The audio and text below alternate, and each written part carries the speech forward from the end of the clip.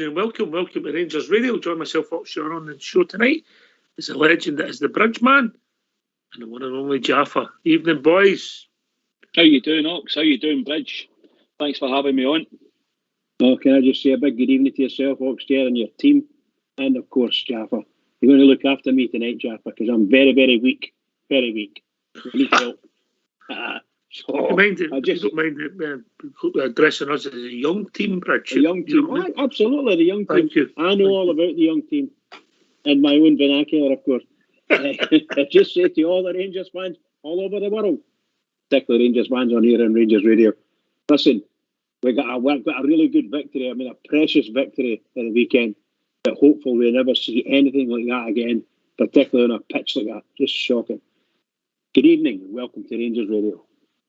You finished? Yeah, is that not what you wanted me to say?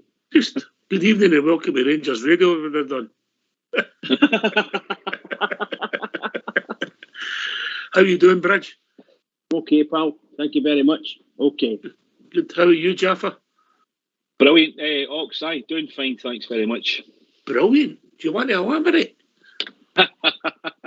Life's good, mate. Life's good. I think Todd Cantwell's got to him. That's what I think.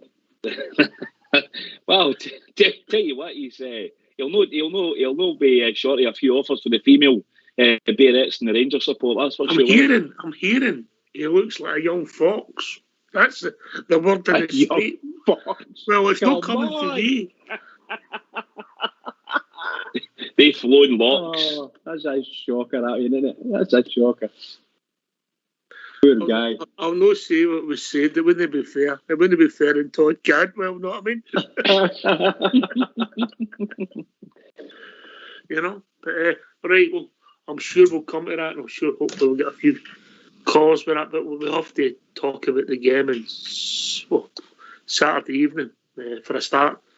A horrible time to kick off a game, 5:30 on a Saturday. A tremendous Ranger support. We took the time and effort to travel up there to help contribute to another football club and watch your beloved team. Over to you, Jaffa, for the highlights. Yeah, you're right, Ox.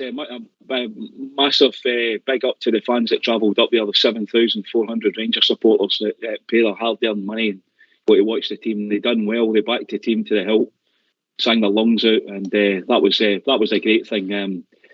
But I have to say, Ox, I think like everybody, I mean, at this level of football that we are supposed to be producing in this country, that park was absolutely appalling. I mean, it wasn't anything you wouldn't see in a public park. Stuff that we played on in the 70s and 80s. And, you know, I compare it to, cast my eye, I watched a game between Sunderland and Middlesbrough, 160 miles away. The park was like a bowling green. Just appalling. But they got the result, Ox, and that's the most important thing. We got the victory. Cracking goal, it was scored. But I mean, it wasn't, you know, there wasn't a lot to talk about. We got the result and we got out of there. We go through to the next round of the cup, and that's at the end of the day, that's the most important thing, isn't it?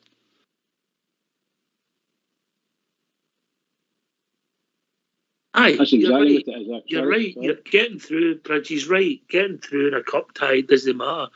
And if you played bad like that and go to the final and won the final, you wouldn't remember the St Johnstone game, Bridge. But as a spectacle, as a game of football, it was atrocious, Bridge, wasn't it? I mean, anybody from the FA, SFA, Columbia, like SPFL, if they watch that game, there's only one team trying to play football, and the other team are shall we say, humping the ball at the park whenever they could. I don't have a problem with that, Bridge. I don't have a problem. No, I understand it's part of the game. It can be part of the game. That's part of the game, you know. And the pitch was atrocious. You play your strengths, you know. The game starts and conditions are part of the game, the wind and rain and arguably. But at the top level, the game's changed, Jaffa. And then they wonder how we're getting left behind. The administrators and the people running the game in Scotland, they should hold their head in shame. And we've seen in the last week, your support and your fans have seen what's wrong with Scottish football. Hampden, no fit for purpose. the administration of the game, 2 games one after the other in January, when we usually have a winter break, lack of common sense, administrators no fit for purpose. The referee and VAR, we can't walk shy, breaks down, no fit for purpose. Then we go to a plastic pitch, it's a joke because of the weather. The other plastic pitch is called off because it's waterlogged. So both of them, no fit for purpose. Then we go to a game in a cup tie against a team that's in the top flight in Scottish football with a park, it's no fit for purpose. Help me out, Jaffa. There's a theme here. Oh, it's appalling, Ox. There's no other way to describe it. I mean, you know, as you say, 6 days, Michael Beale commented on it, 55,000 supporters moving around the country, travelling about, supporting the biggest team in Scotland, one of the biggest teams in the United Kingdom. And the parks that were no names, no pack drill, but they also ran out of pies at St Johnstone on Saturday. No names, no pack drill, fact. And they sold 7,400 tickets to the away fans, yet they ran out of pies. I mean, talk about forward planning. Just dreadful, Ox. There's no other way to describe it. The parks are absolutely appalling. And there has to be some sort of campaigning goes on behind the scenes, so they've got to be held to account for it. I mean, I don't know what the legislations are around the standards and what the standards are for pitches in Scotland. I know they're very loose because of these artificial surfaces. But I'll tell you what, see if that part in England, I'm telling you, they don't even play in parts like that in League One in England. They don't, and that's our closest neighbours. And I commented there about a ground. I would say you would need to go down below the National League before you get parts like that in England, mate. 100%, Ox. And the thing is, it's you can't say, well, you know, it's the weather. It's not the weather. The same weather has been in the northeast of England. The same weather has been in the north of England. In fact, it could be argued that they've had heavier rainfall in the northeast, in the north of England. So they can't use that one. As you say, part of it's bad planning. I mean, with Hampden, and why is Hampden in that state? And there's no football getting played on it. But in the case of St Johnstone, that they've got no excuse for that. Really haven't, Ox. And they should be held to account for it. I mean, at the end of the day, you've got these guys on our team in particular, where we're spending millions of pounds on players. You're potentially putting the players' the health at risk with playing on parts like that. I mean, one of their own players, the St Johnstone player, took a welly in the face by one of his own players, probably partly down to the conditions of the park because of the way the ball was bouncing about. Not acceptable. Conditions in the game and heavy rain's all part of the game, Bridget, it happens, and I get that, I understand that. But when a part's not fit for purpose, we've just come back after a break. You know, and obviously we've played quite a bit of football since prior to Christmas, and we know the weather's not been great, but come on. Well, I think we mentioned this against when we watched the Hampden game against Aberdeen. The pitch was absolutely shocking, just shocking. And it's like, how can we say this? There's something going on in Scotland, or not going on, whichever the case may be, in Scottish football from the very, very top. Very, very top. I'll ask you a question. I don't know if there was or not. Was there any VAR available for the game against St Johnstone? Yes, the 3 televised games in VAR. So they were there then? Yeah, but it was there. To be fair, Bridge, there was nothing in that game to get. I mean, no, I understand. Even the VAR didn't want to watch the highlights, Jaffa. The game was that bad. Oh, it was terrible. I mean, it was, and you go back to your point there, Ox. This is supposed to be elite football in our country. You know, it's just not acceptable. If we can't get the grounds right in the stadium right, what chance have we got? And as you quite rightly said, we've got 7,500 fans up there, you know, who have ploughed in, you know, £250,000 of capital into that club for one match. And you're telling me we can't get the park right? They can't get covers on the park? My God, the rain comes on at Wimbledon and they're out with covers within 10 minutes. It's just down to bad management. It's nothing else. And the thing is, they're being allowed to do it, Ox. Things that should be compulsory in the game, mate. Yeah? But I think it was the entry sell out Saturday myself. But that's another story. Hold your breath. We'll get a wee bit of music for you. Forgive me.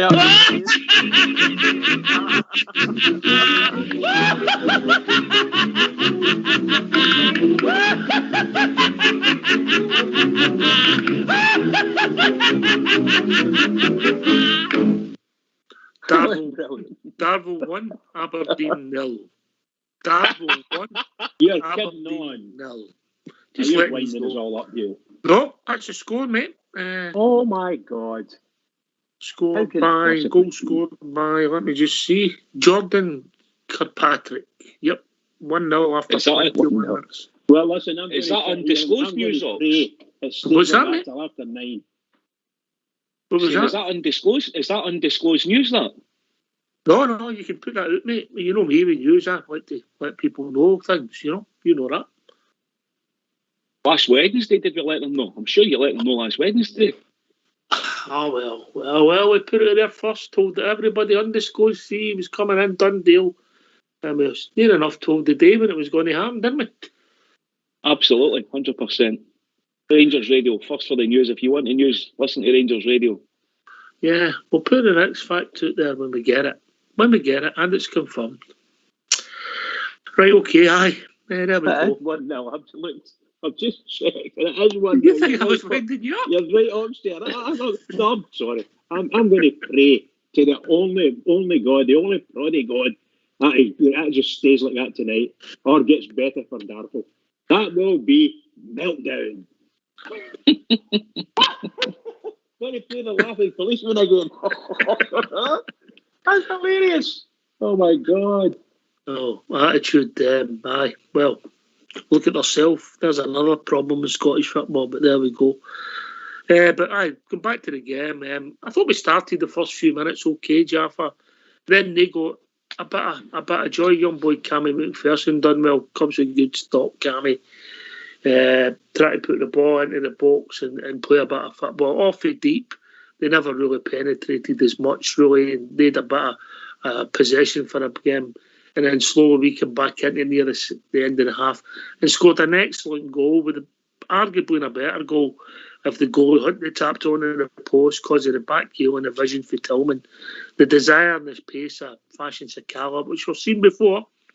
If you think back, what was the game when he burst into the box, the D United? You know, he's got that change of pace that can't be matched with most defenders.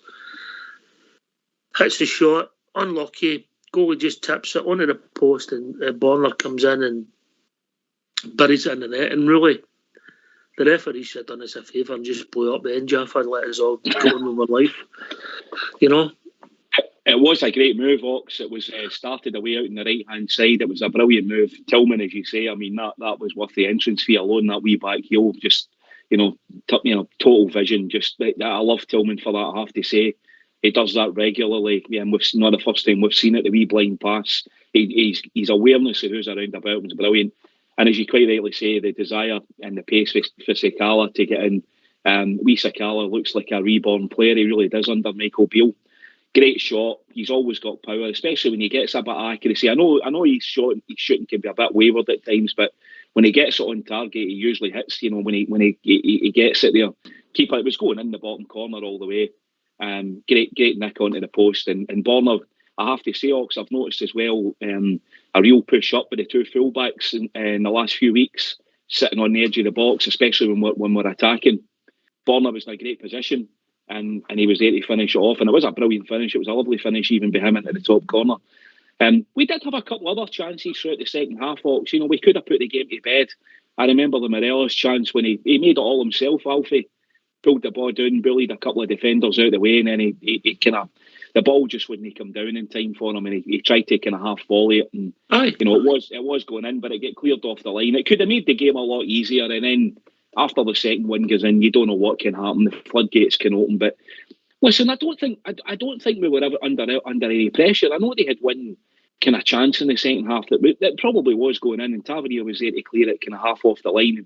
You know what I mean, before it got to the line. But I don't think the game was under any pressure. I think they were well in control. You become nervous watching it, and obviously you can see your natural reaction just to play out time with the last 5 minutes. But all it takes is a mistake or a wonder goal, and then you've got extra time, and we've changed our team completely, and it become a wee bit nervy, Jaffa. But listen, that's where we've got to learn. We've got to get these first, second, and third goal and put games to bed, mate. Yeah. 100%. And even Scott Wright, when he came on, I thought he looked quite industrious. I thought he had good movement.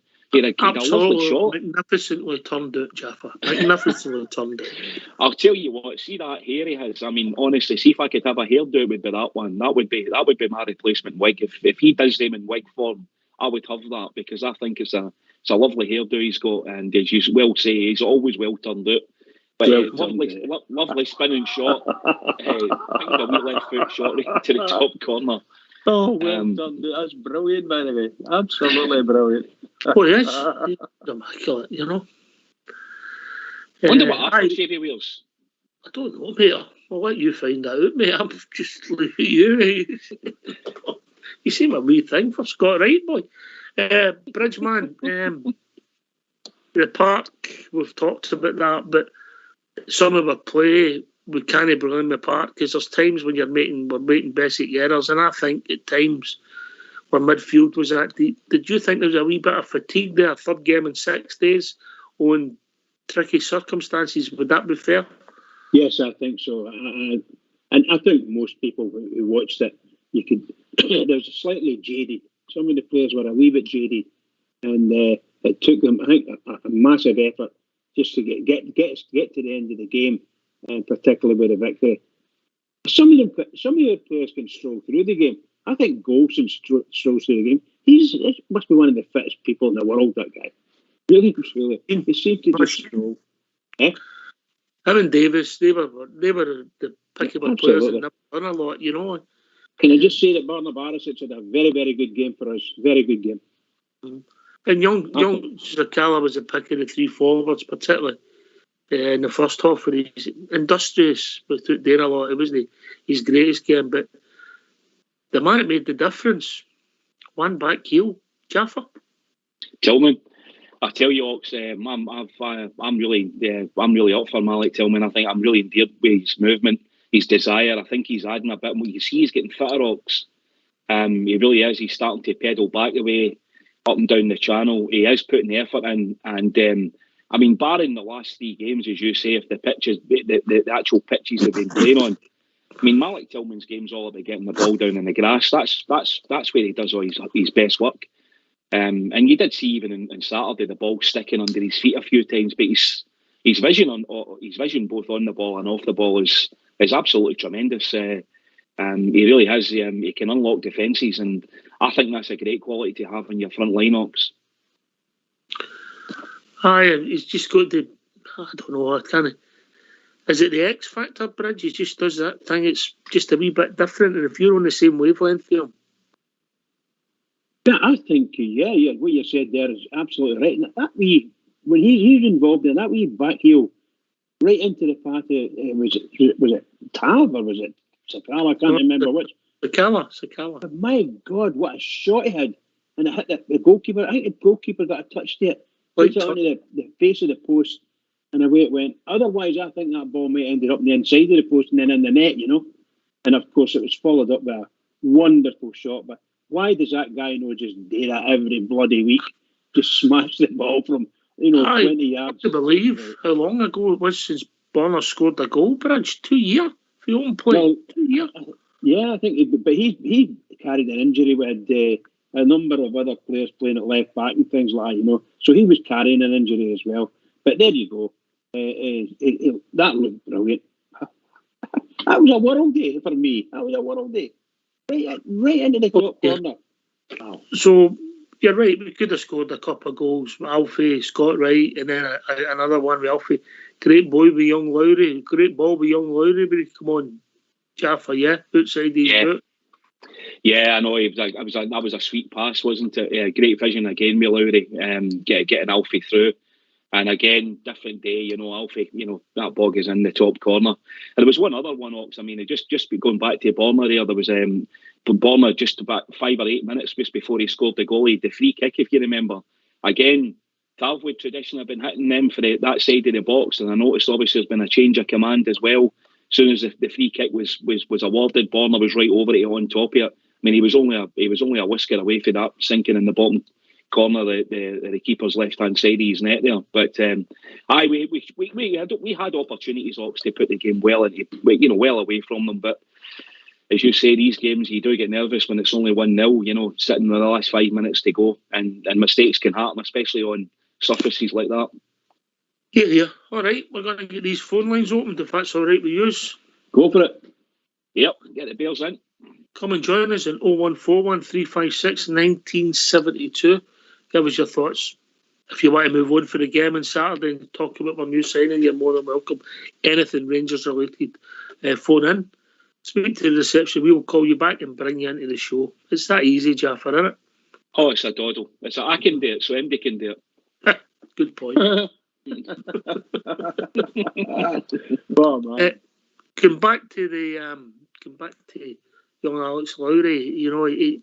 There was one in the midfield, and he shows he's definitely got quick feet. You talk about that, and he moved the ball, and then he passed it, simple pass, and then he's got that vision where you can see with that pass, and the way that pass is correct. So the boys definitely got ability, but I just think to move on, it's going to just let them come and let them get ready and let them develop, Jaffa, and let's get it right for the boy and hopefully for our team. Yeah. Exactly, Ox. I mean, listen, look, he's got plenty of time in his hands. I mean, don't get me wrong. It's like a lot of young boys, they all hit the ground at different times. Of course, Alec Lowry's his ability is not in question here. I think if there's one question mark against Alec Lowry now, it's probably his physique. He probably needs to put, whether he puts half a stone on a muscle, it looks to me as though he needs a bit of upper body strength, Ox, just to get up, get himself come up where he can stand up to his opponents, especially in the SPFL in particular, where he can go shoulder to shoulder with them and he can start muscling himself away through the game. I mean, don't get me wrong, everybody's built differently. I understand that, but if that's one area of Alex' game that he can probably add, I think it's in the gym, Ox. I think he needs to put a bit of muscle on in the top of his chest area. And I think, see, when he gets that, I don't think there'll be anything stopping Alec Lowry. I think Alec Lowry will be a first-team Rangers player. No two ways about it. Rich? Yeah, I can't disagree with that. It definitely looks as if he could benefit from having a wee bit more, a wee bit bigger physique, and that allows him to do what he needs to do. You can actually, well, I don't know if you could see it now, but you could see it with Wright when he came on at times before, and he looked a wee puny guy compared to others, So he easily brushed off. And I think that young lad's a wee bit like that. Obviously, he's got good, wonderful skills. And I don't know, when he's playing against people of his own build and things like that, I dare say he's very, very good and knows he was very confident. We just need to get him built up. Whatever it is, give him 100 steaks or something like that. Eat all them. Don't eat nothing but steak and go on with it. Some folk would say eat a load of fish supper, but I think steak would be better. Muscle building. Oh dear.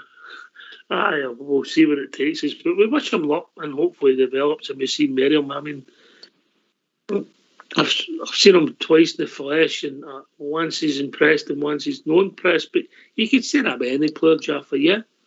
100%, Ox. Yeah, I mean, you're right. I mean, the Motherwell game, he was getting elbowed and pushed off the ball, but they're highly physical, Ox, and not every team's like that.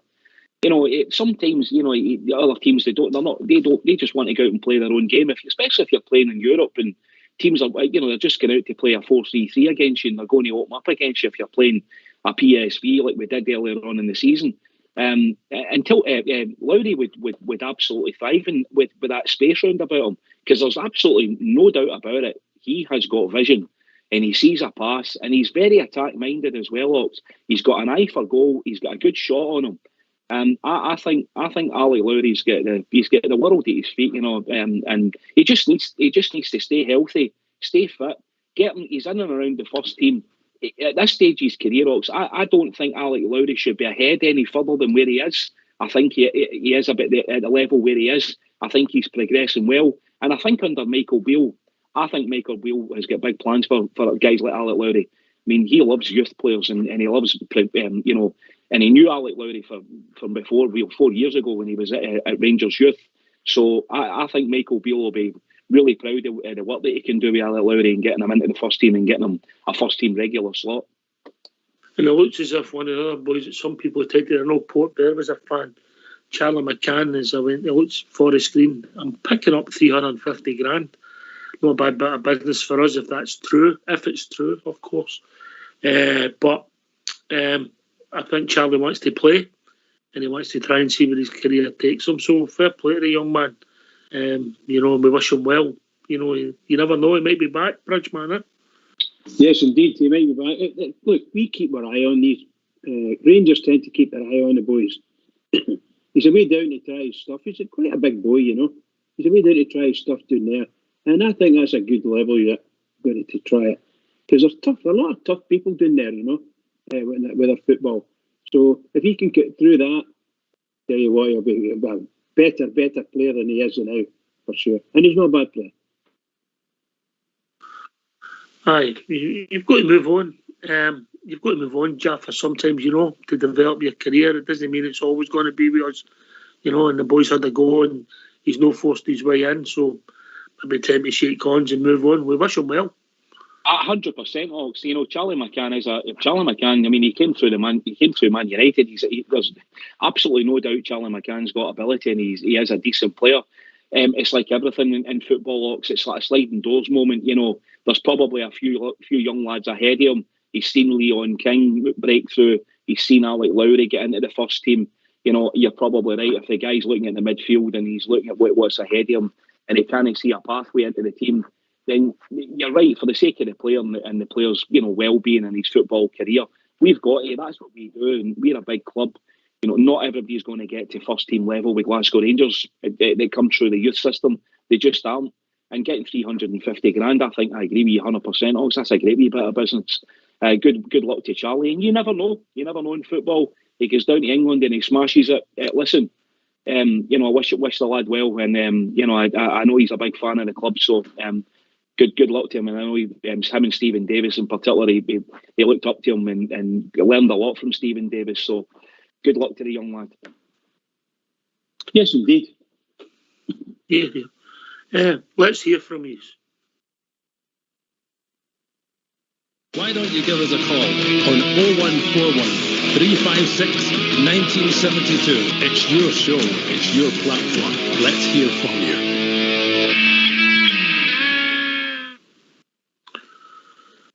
Yeah, we wish Charlie all the best. And so things are starting to one out sort of thing, one in.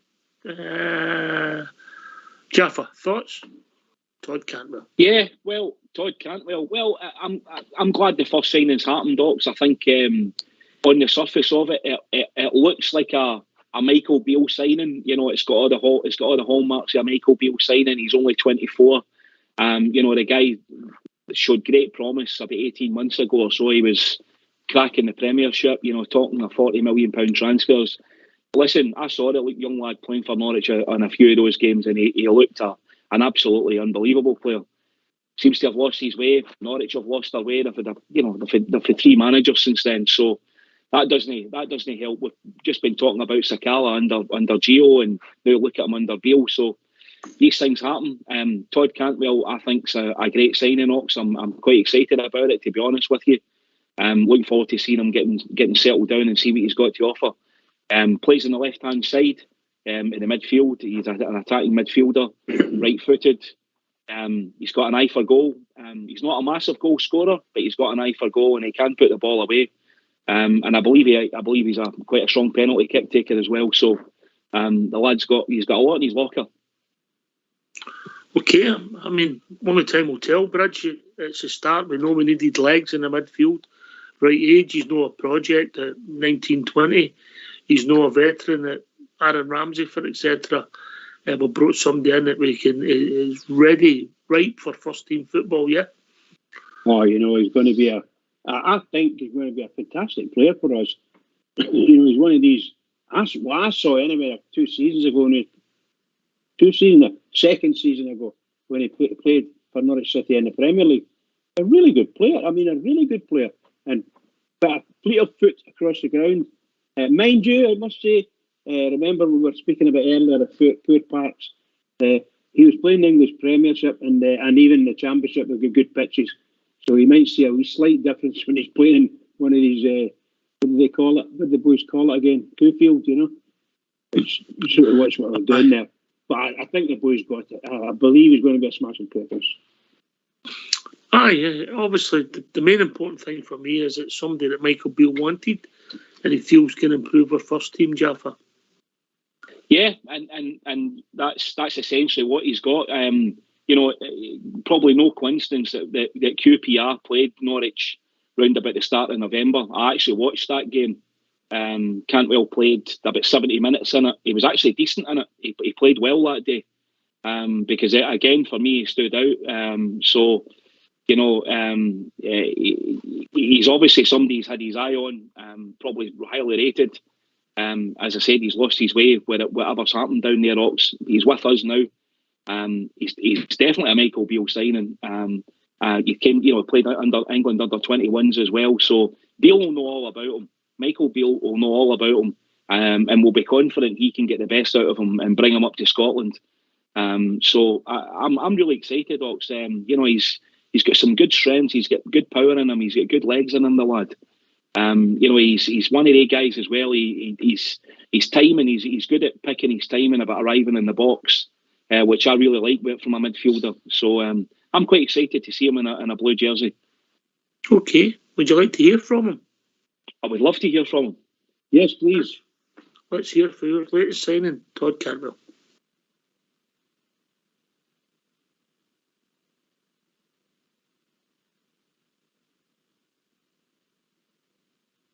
Well, Todd, a warm welcome to Glasgow and also to Rangers Football Club. Just give me an idea of how you're feeling sat there as a Rangers player right now. Yeah, no, I'm delighted. I feel very proud. Obviously, it's a massive football club, and yeah, I'm delighted to get going and get started.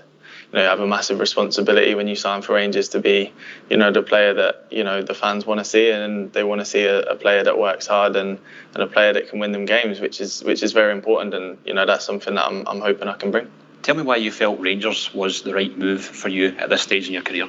Yeah, I think it was a very important stage in my career, if I'm being honest, and a very important move. Obviously, speaking to Ross, speaking to the manager, seemed like two very, very good people as well as good at obviously their job and what they do.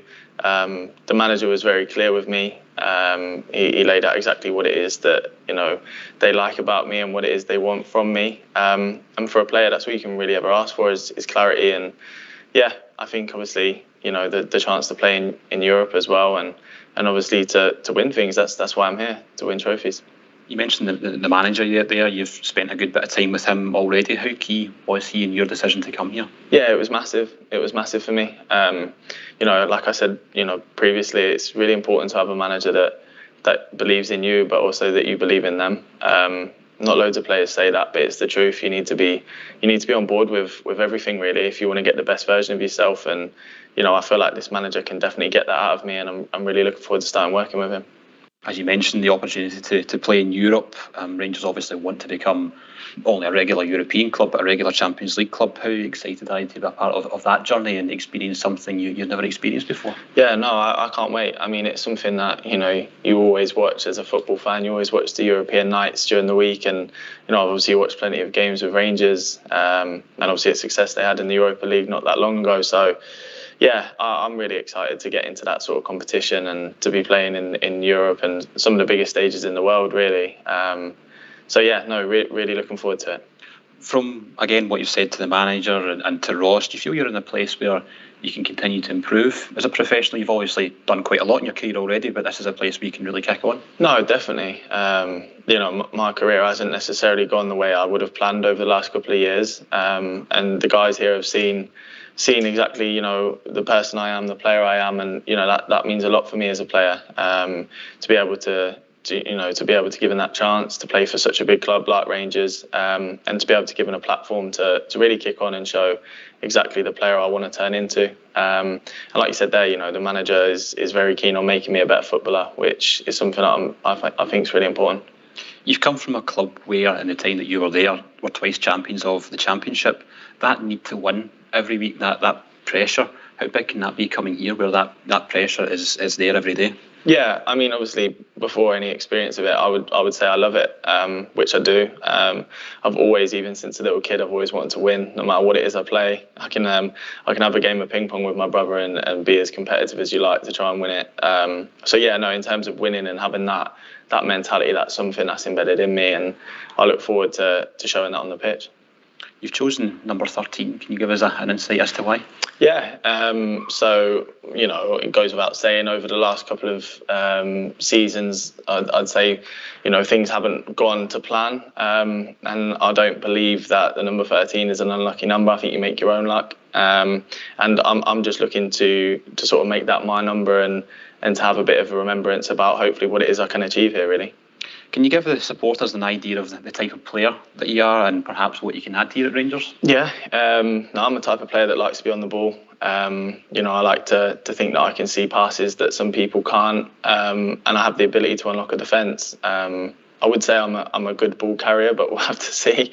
You can gauge that for yourself. But yeah, no, I like to dribble. I like to be exciting. I'm an attacking player, so I like to bring that creative spark and maybe something that, you know, like I said earlier, that other players can't do. And just lastly, how ready do you feel to potentially make your debut in front of a full house at Ibrox on Saturday when Rangers play St Johnstone? Yeah, no, it's something that I can't wait for, to be honest. You know, getting going and getting playing is something that I'm really looking forward to. Obviously, it's a massive stadium with fantastic fan base. And, you know, I'm not used to that size in terms of the stadium, in terms of, you know, the fans being on my side almost, because I've only ever played away from home in stadiums like that. So, no, to have it on my side, I think it's going to be really powerful. Those friends get you going to see. Nobody is what you see. The indisputable leader of the game. He's the boss and he's the tip. He's the championship. He's the most top cat.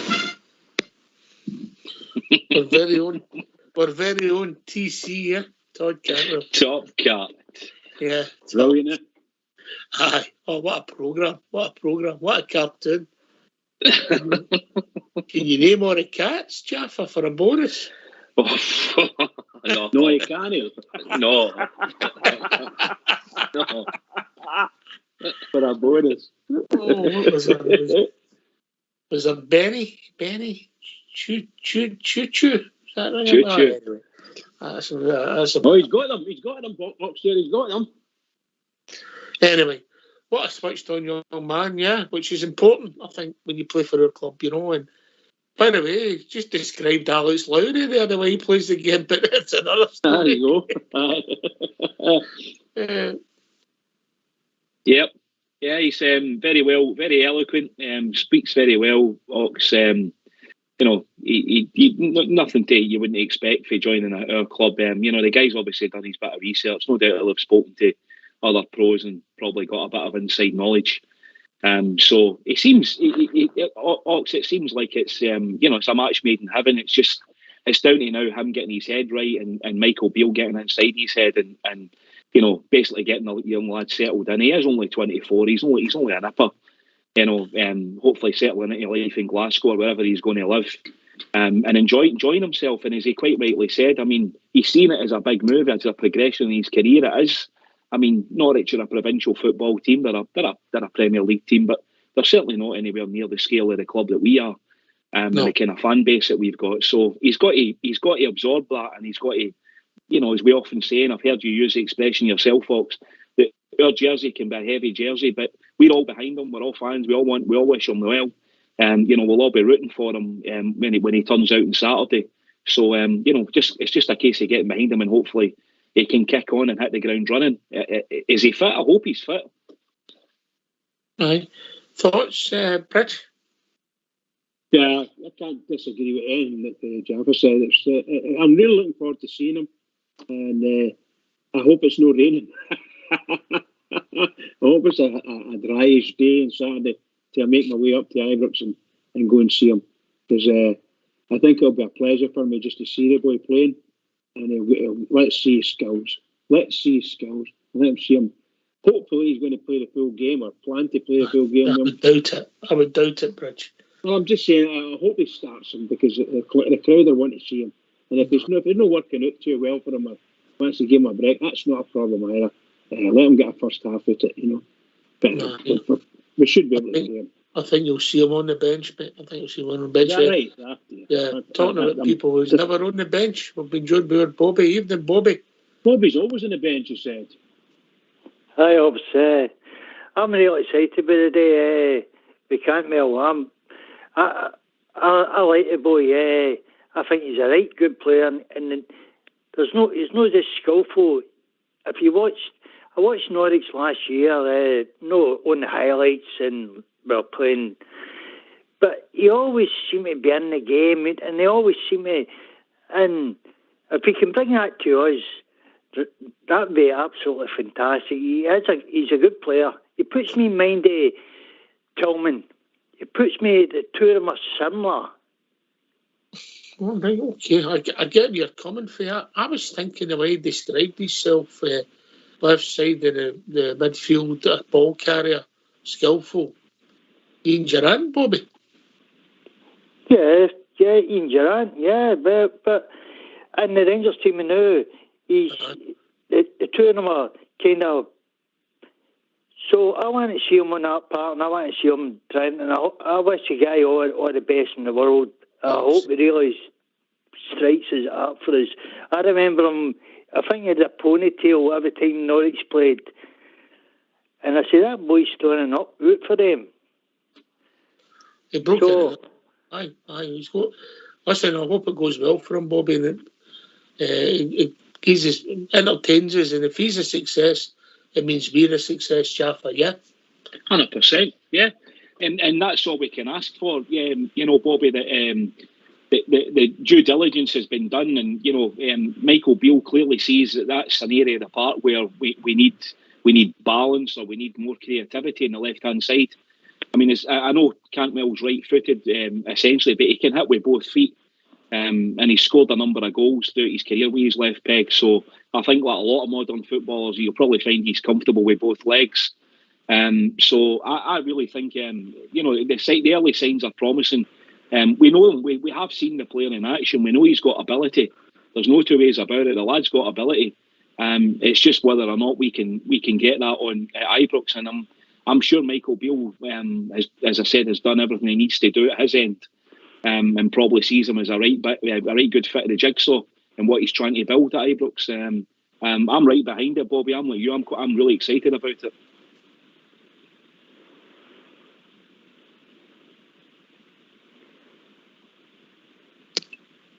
So where do you see him fitting in?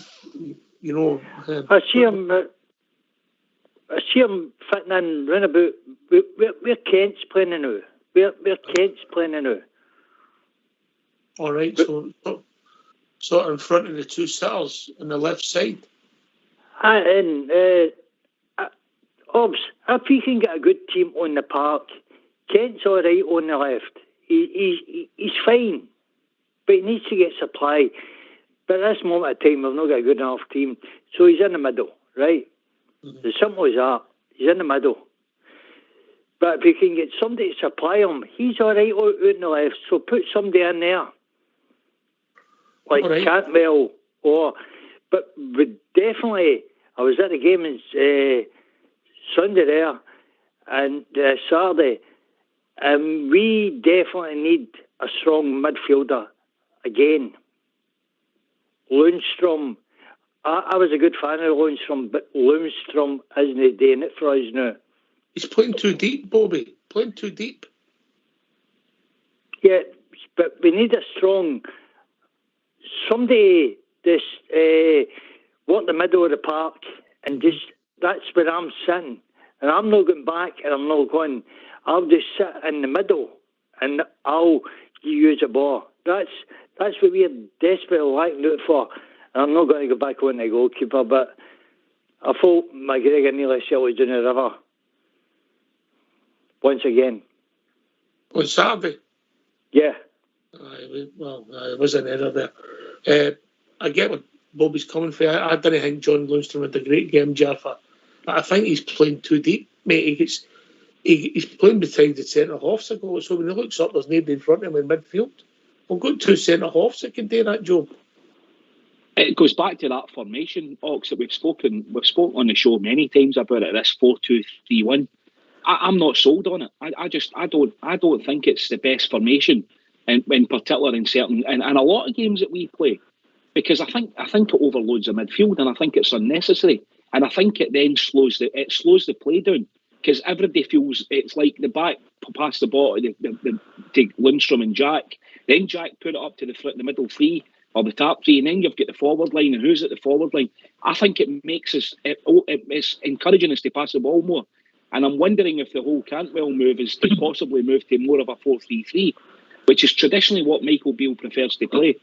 He's always played a 4-3-3, and if you think back to the early days under Gerrard, we were always a 4-3-3, but we had three real mobile midfielders.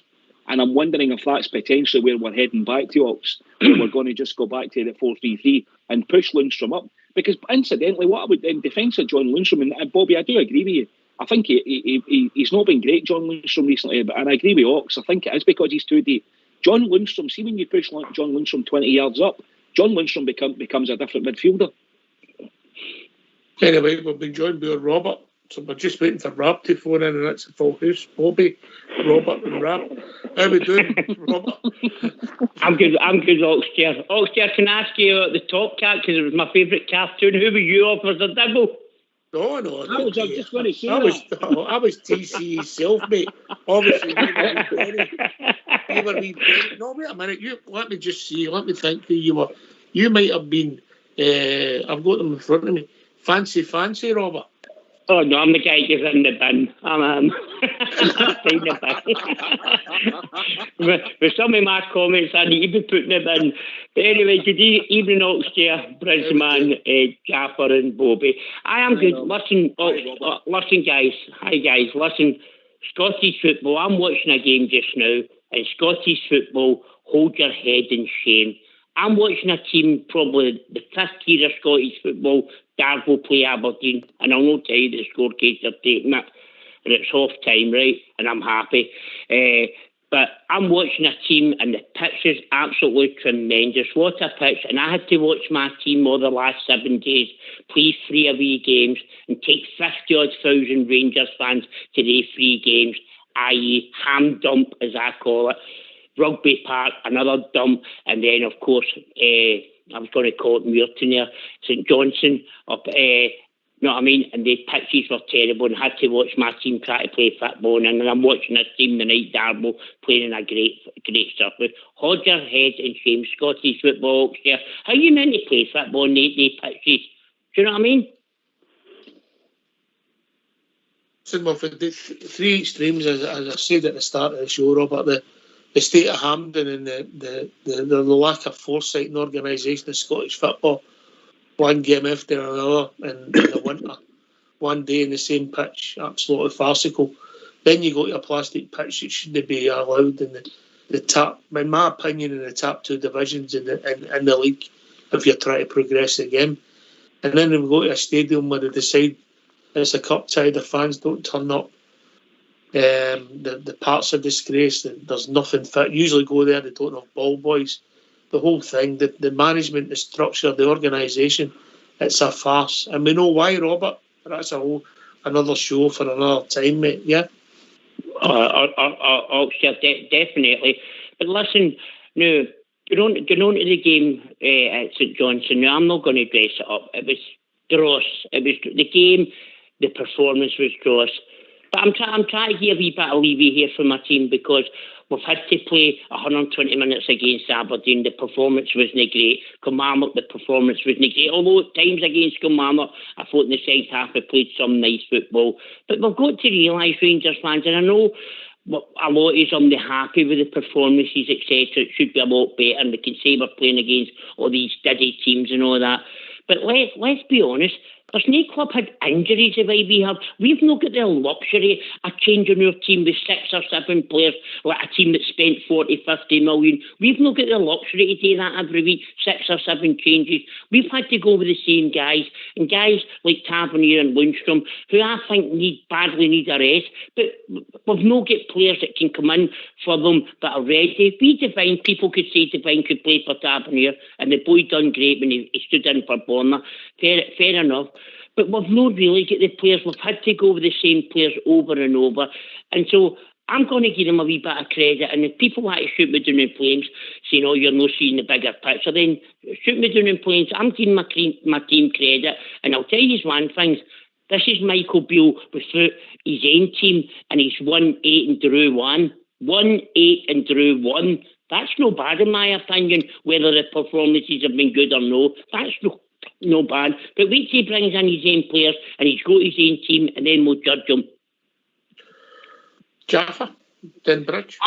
100%, Robert. I can't disagree with a word you said there. I mean, Robert, I don't think you can judge the quality of football that we've played in the last 3 games and hold the players to account for that, because the actual surfaces that we're trying to play football on they're not fit for purpose. Bottom line, that's just the way it is.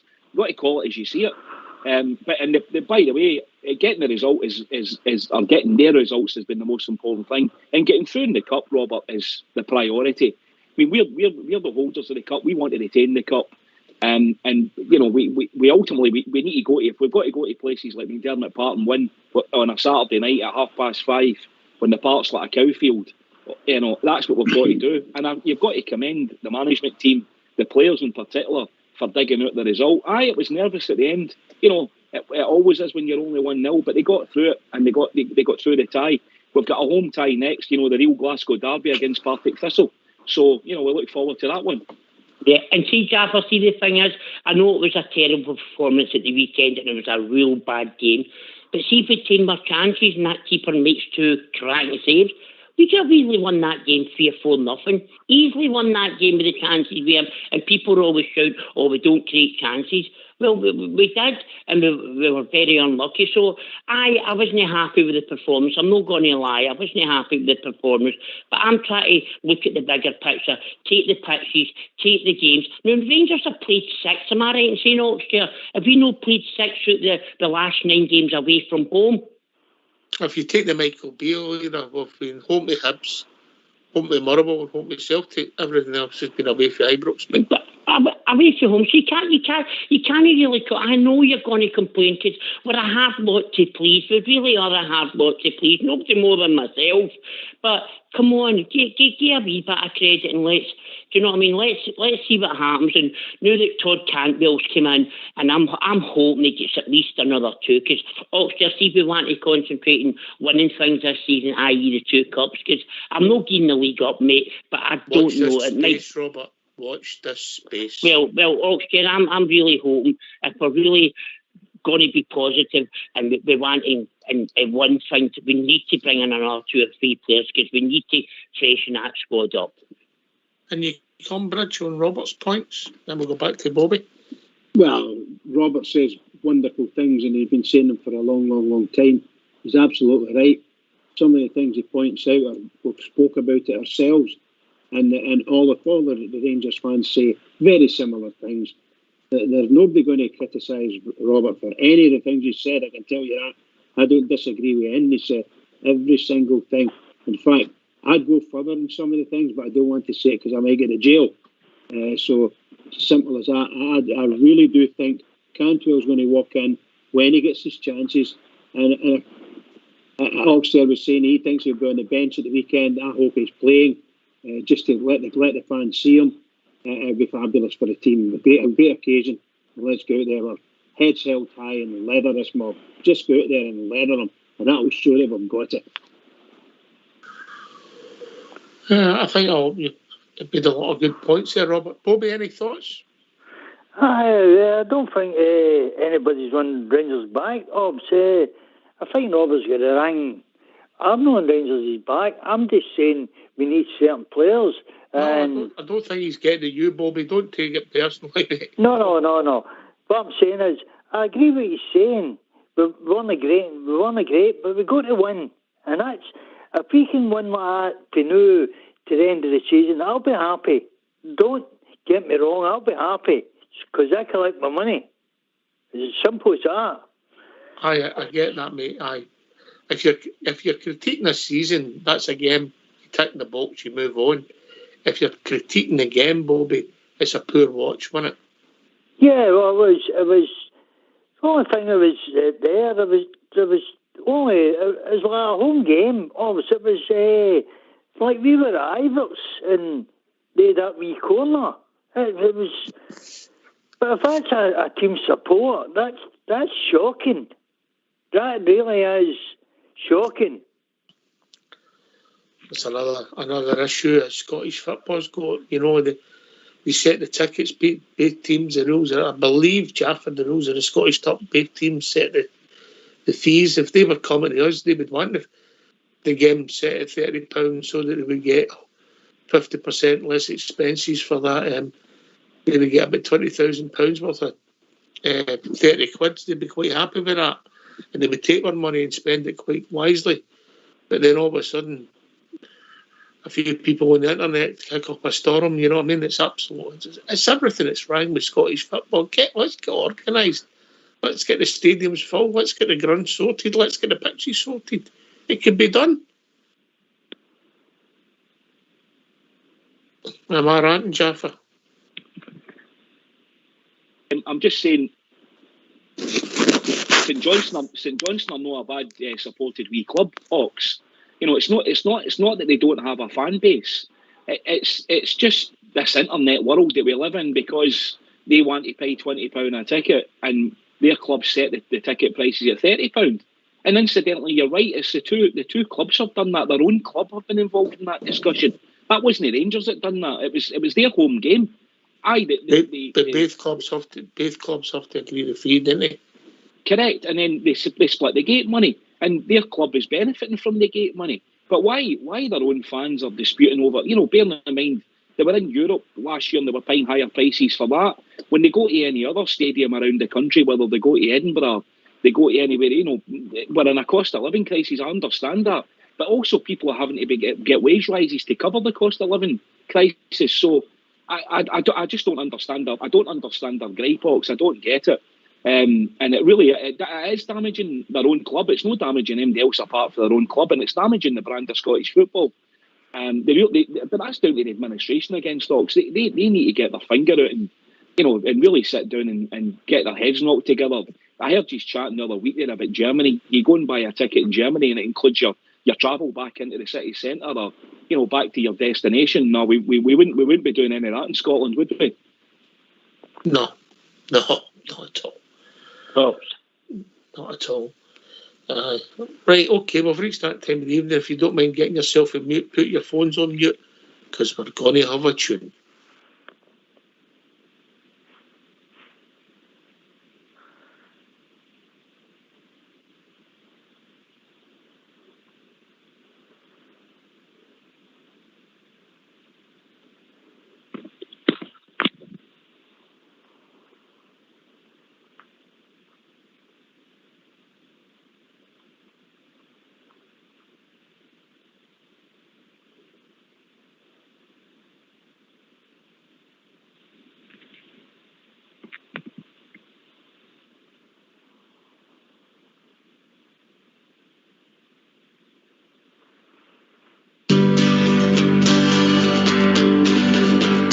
On Flesher's Haw down by the Clyde, 4 teenage lads did propose to form their own wee football team. The idea there arose way back then. How could they know that millions they would love the greatest in all history, the Rangers Football Club, the Rangers Football Club, the Rangers Football Club, the greatest in all history.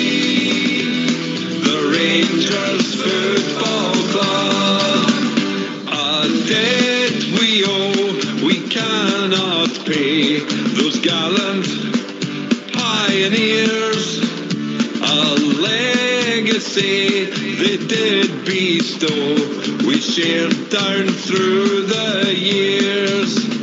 To Moses and those fine young lads, our gratitude we'll show. We'll sing our song with heart and voice, and let the whole world know. The Rangers Football Club, the Rangers Football Club, the greatest in all history, the Rangers Football Club. Come join as one and toast to all who share our history. Toast William Struth, a noble man, I'm sure you will agree. Lest we forget our absent friends, they watch from up above. In life and death will always be with Rangers Football Club. The Rangers Football Club, the Rangers Football Club, the greatest in all history, the Rangers Football Club, the Rangers Football Club, the Rangers Football Club.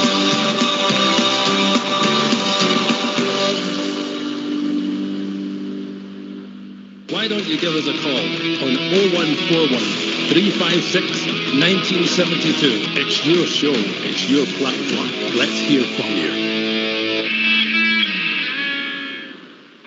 That's for Bear Down Under. If you give that painter, it's working with you or living next to you, mate, or away in Western Australia.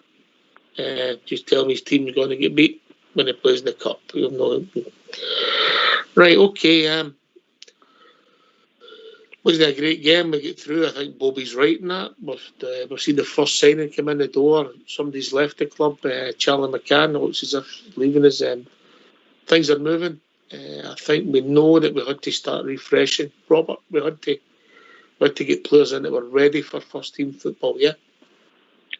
Definitely. Oxford, I'm glad you brought the name up there, Charlie McCann. Can I just say something? And this ilks me a wee bit with our club. This really annoys me.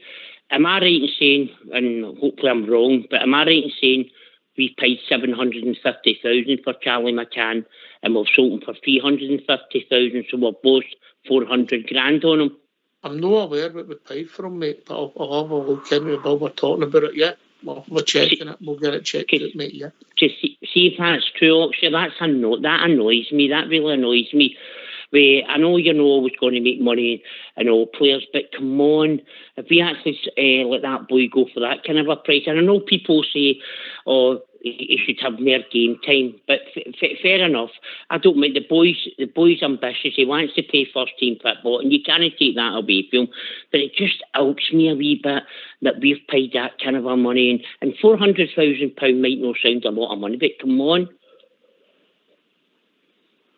I'm just checking it, but I think you've got to say that you brought him in. And let me just check it, Robert, and I'll come back to you on it. But yeah, we needed first team players in, Jaffa. We brought one in.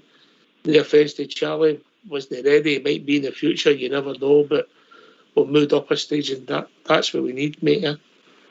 Well, exactly, Ox. I mean, obviously, as he's touched on earlier on there, Charlie's probably looked at what's ahead of him. He saw that Malik Tillman's come in. He's probably, he's anchored a first team start. He's in the manager's plans. Bill spoke highly about him. There's various other midfielders there that are ahead of him and probably playing. He's taken a decision to go and get first team football or get himself. He believes in his own ability. You can't decry the young lad that, but and I hope it's sincerely. I mean, Forest Green play at a reasonable, a decent club. They play at a good level. I'm sure if he breaks through there Charlie is the player that we all think he is. I'm sure he'll get another move very quickly. And obviously, Ox, from the perspective of us bringing players in, we've obviously got Todd Cantwell in. I know there's probably heavy rumours, if you want to put it like that. There's a couple other players that are, in the sites, are in the building, are in Glasgow, certainly. I'm hearing that obviously the big one is the young lad for Swansea, who incidentally I think looks a decent player. Again, a 21-year-old Morgan Whittaker, 6'3", centre forward. That'll do for me. I think a lot of us have been crying out for that. Gives us something different if that's a goer. And then I think the one that I think would probably get most of the fans excited would be the young boy for Belgium, Nicholas Raskin. If he comes in at 21 years old, he looks a real prospect. And he looks a real tough, combative player. Power in him. He's got legs. Guy looks a machine. So he's got legs. That's a good start. Aye, he's got legs as far as midfield goes. I think he's got a good engine. He's up and down that park. He actually played against us for Standard Liège. I don't know if anybody remembers. He came on against us as a substitute, and he did stand out. I think a lot of us were wondering who he was, and that was a couple of years ago. So I believe he looks a really good prospect. So if those two lads come in and that's what we bring in this window, I'm going to be happy with that one. Robert, I hope that's and Bobby, I hope it's something that we keep up and get a lot of the fans get their appetite wet. Just come back to it. I think you're partly right, Robert. I think the fee was nowhere near that, and it could rise with appearances and maybe international caps as well, mate. So you never get any near that. But I'll tell you a wee bit of trivia about Charlie McCann. I didn't know about the day. He's been capped at for 3 countries. That's really unusual, isn't it? I know Northern Ireland and that other lot for the Southern. He was capped for them, as you know. And England under 16s, mate. Aye, that's right. Aye, England under 16s, that's right. And I wish them all the best. And I'm glad you brought that to attention and about the fee, because things like that just help me. And I know we've got players in the cheap like Joe Reeve and Big Calvin Bassey, and look at the money we made on them, especially Calvin Bassey. So I know it swings and roundabouts, but I wish young Charlie McCann, because I liked him. But there you go. There you go, and I wish him all the best. Right. I mean, the boy's got talent, but when I thought he was ready to come in and improve their team, Bobby, I don't know if I've seen enough of him to judge, So the managers didn't fancy him. If they don't fancy him, you're not getting a game. No, I thought the boy was too small. Very. No, he never done anything. The boy really does something for me, but no Charlie McCann, no. I wish him all the best. He's one of us, but I could never see him as a Rangers player, no. No, everybody sees players different, but he wasn't big enough for Bridge to play at centre half. He wasn't 6'9", Jaffa.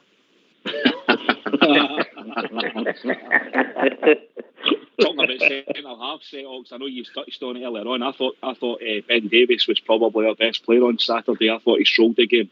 He really strolled the game on Saturday, and I thought he looked. I think that was one of his best performances for us.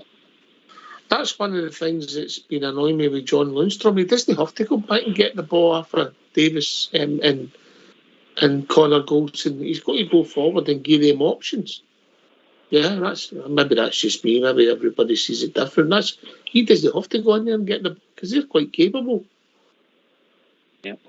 Maybe that's just me. But listen, Todd Cantwell, we brought him in, and I think it's the first of maybe one more minimum. So things are moving. It's all positive stuff, Bridge man. Eh? Yeah, it sounds really good for us.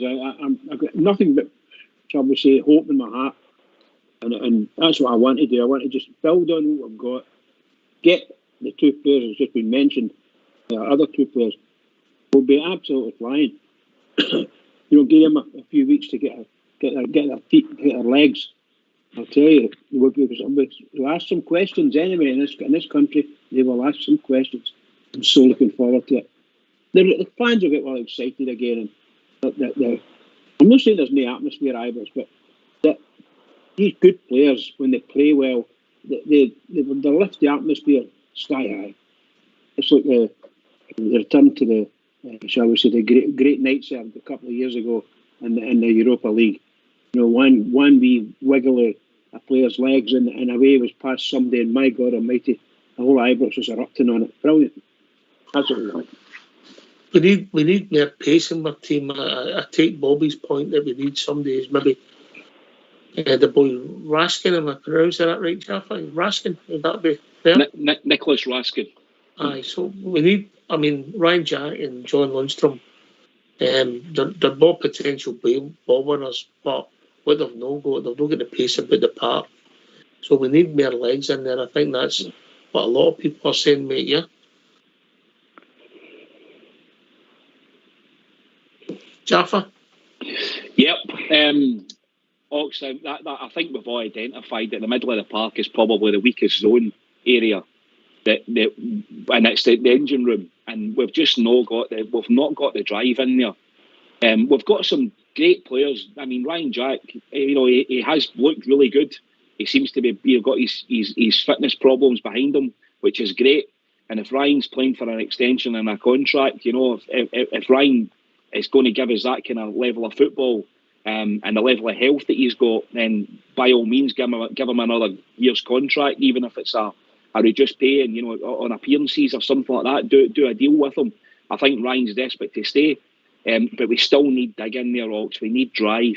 We need guys that can get up and down to the box. And if Cantwell and Raskin are that's the two players that Michael Beale's identified, then I'm on the surface of it, I think, listen, Todd Cantwell was touted only 18 months ago for a Chelsea transfer. So, and he was playing at the top level of English football. The guy's a player. It's just getting that ability back. And as I alluded to earlier on, Norwich have had 3 managers since then. That doesn't do anybody any good. I believe he got on great with with Daniel Farke, but he didn't see eye to eye with Dean Smith and as I believe also the new guy that's come in. So I think that's why he's moved on. And that's just football. That's what happens. Raskin, I think similar. I think the same things happened with Raskin over in Liège. Can I come in, Ox? Yes, Robert, on you go, mate.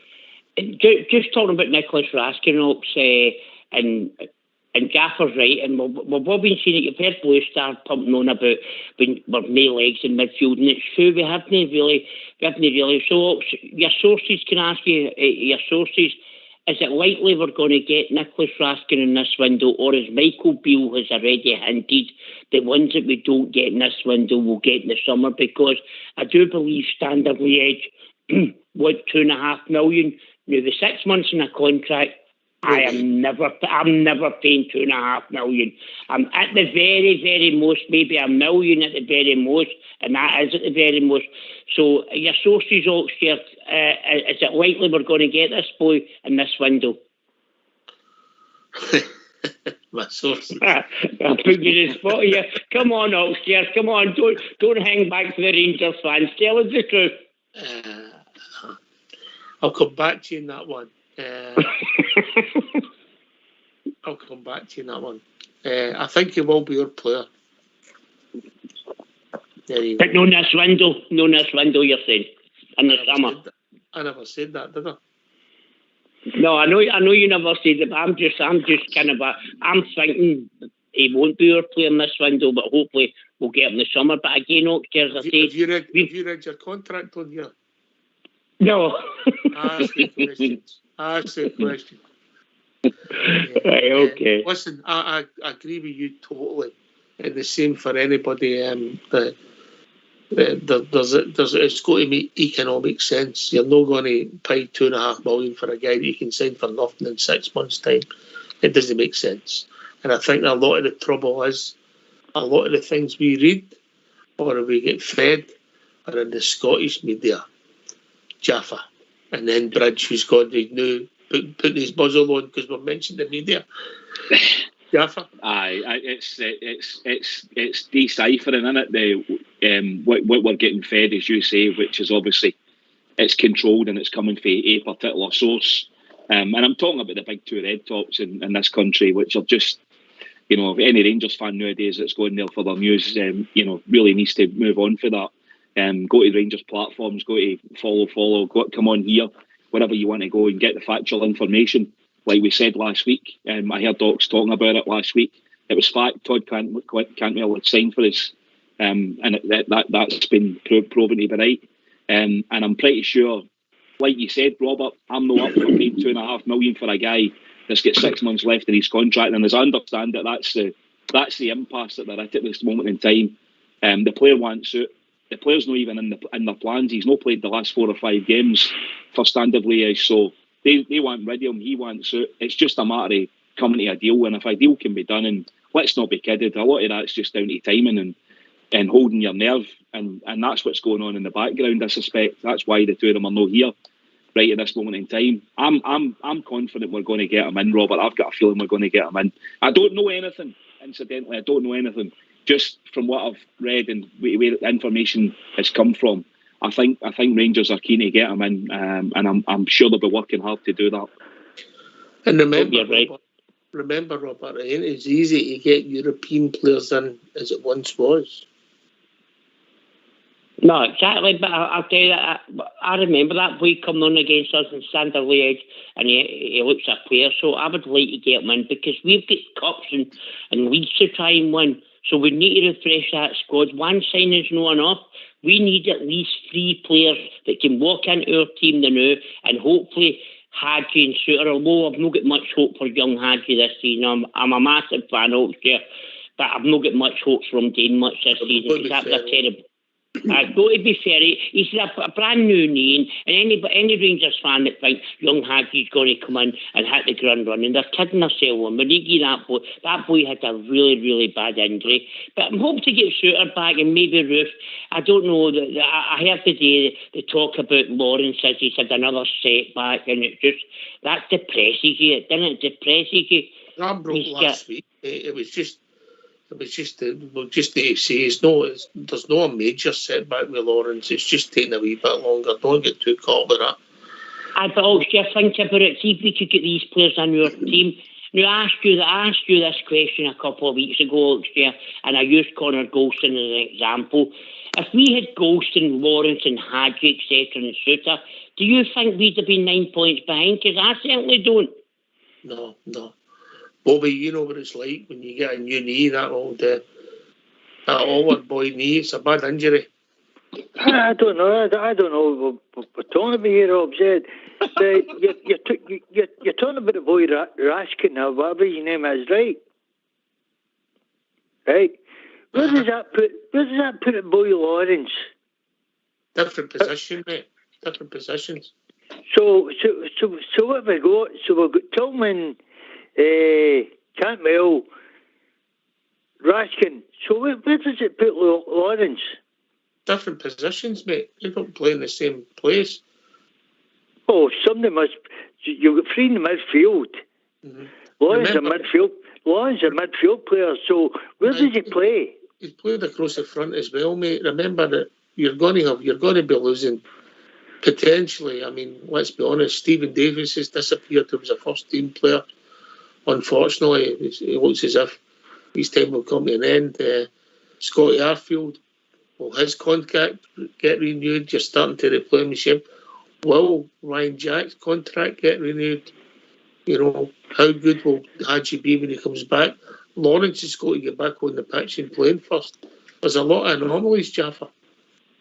Aye, there is, Bobby, and I think Lawrence was predominantly on the right-hand side, so I think that there was a natural replenishment needed done for the middle of the park.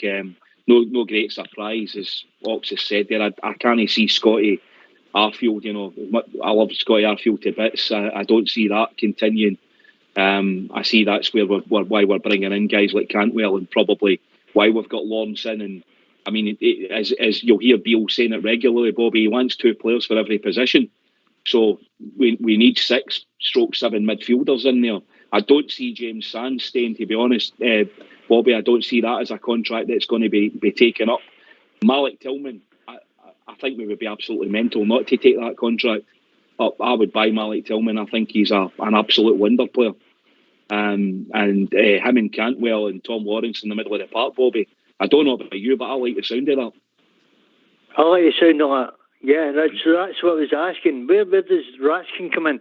I'd had Tillman, Cantwell and Lawrence, all movers. So I don't see where this Raskin comes in. You need a ball winner. You need a ball winner. You need a ball winner. A ball winner. Bobby, can I ask Bobby, you know what you need? This is the problem we've no had. I know what you're saying about where does Raskin play when we'll get this player, we'll get that player. Bobby, you know what we need?